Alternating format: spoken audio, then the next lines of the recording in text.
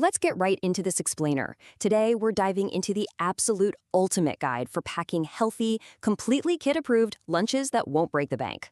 You know that daily puzzle, the what do I pack, how much do I pack, and how on earth do I keep this fresh until noon puzzle? Yeah, we are solving all of that today. Seriously, if you're a busy parent packing school lunches every single morning, you gotta stop scrolling for a second.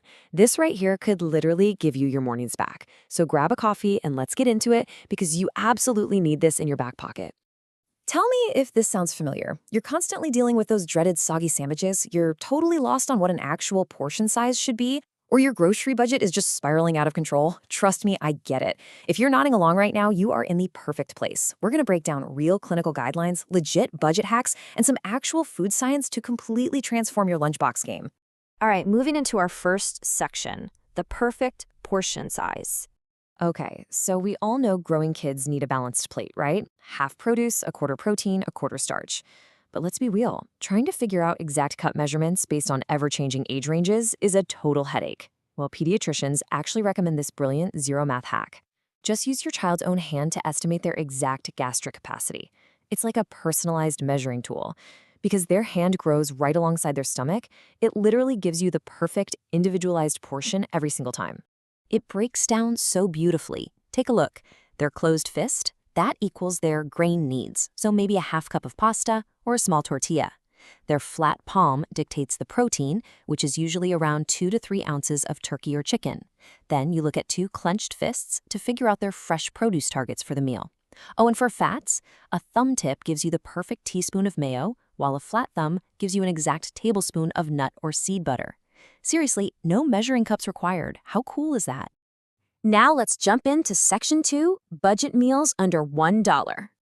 Look, I know grocery costs are a massive concern right now, but with a little strategic planning, you really don't need to break the bank.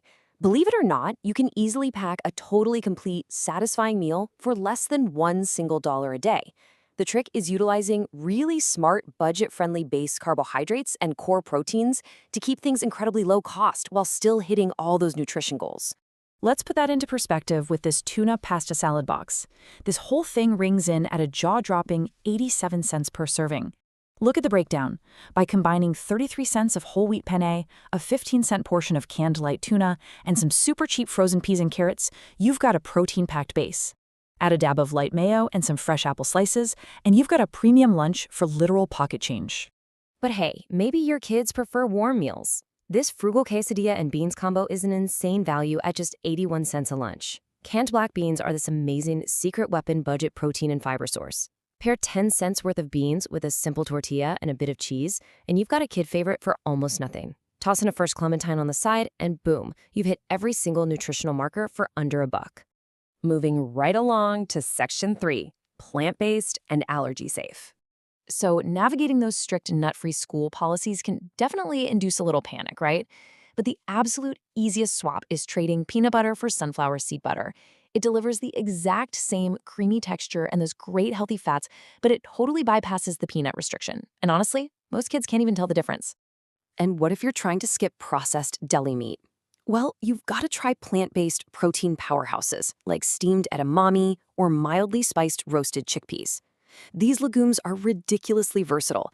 They act as wheat-free starches and high-protein alternatives all at once. Plus, they're just a really fun, crunchy, poppable snack that kids genuinely enjoy eating.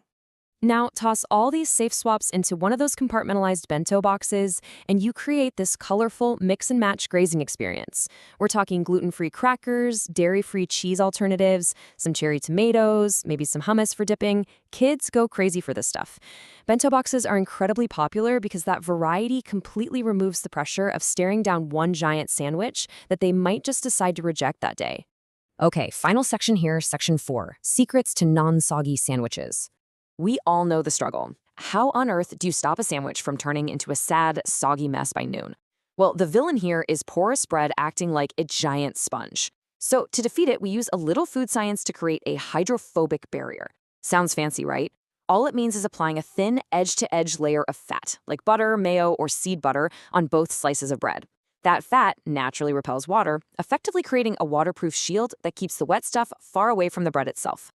So here is your literal foolproof blueprint for the perfect structured sandwich. Step 1, lightly toast the bread just to dry out that very outer starch layer. Step 2, apply that edge-to-edge fat barrier we just talked about. Step 3, layer your ingredients strategically. Put the driest stuff, like lettuce or cheese, right against the bread to act as another shield, and trap the really wet stuff, like tomatoes, in the absolute center. And finally, step 4, wrap it in parchment paper. Plastic wrap traps moisture, but parchment paper breathes, guaranteeing that crust stays perfectly dry. Oh, and I have to throw in this vital bonus hack. If you're packing cooked fillings like roasted veggies or warm chicken nuggets, you absolutely must let them cool to room temperature before closing the container. Seriously, if you pack them while they're still hot, that humid steam gets trapped, and as it cools down, it condenses on the lid and literally rains right back down onto the food. It is a one-way ticket to a soggy disaster, so definitely let it cool completely first.